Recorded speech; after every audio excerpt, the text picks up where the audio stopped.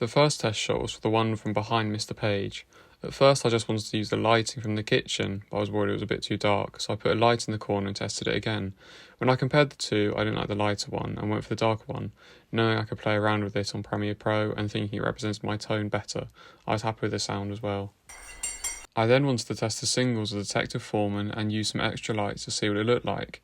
It was a bit too bright for my liking, but the main issue was how orange the shots were without the lights. Because of the light from above and the tables and chairs, everything in the frame looks very orange. I tweaked the shot in Premiere Pro and made it so it was less orange and more balanced colour-wise.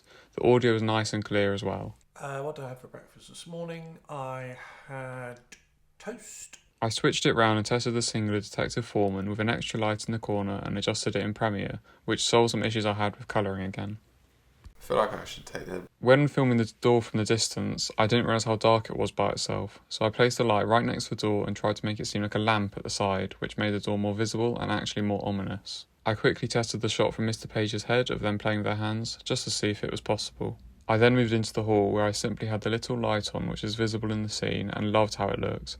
I haven't changed any of it in post simply because I really liked how it was. The audio was really clear as well. I moved on to shooting through the privacy window, which looks great as well, and then testing outside by shooting Detective Foreman walking up to the front door. I didn't switch the inside lots off, admittedly, but in terms of how it looked outside with just the single light on the door, I think it's great.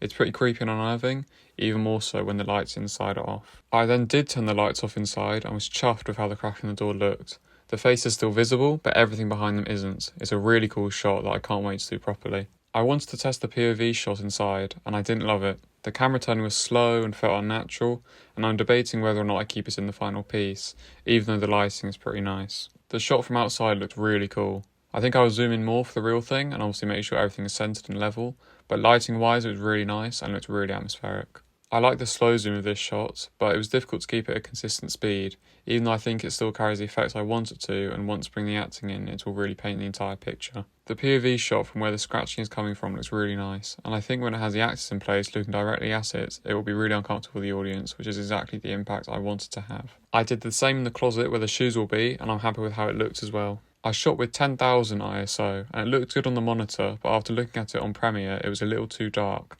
I think I'm going to shoot using 12,000 ISO because it is generally brighter, but I can change it if I need to in post.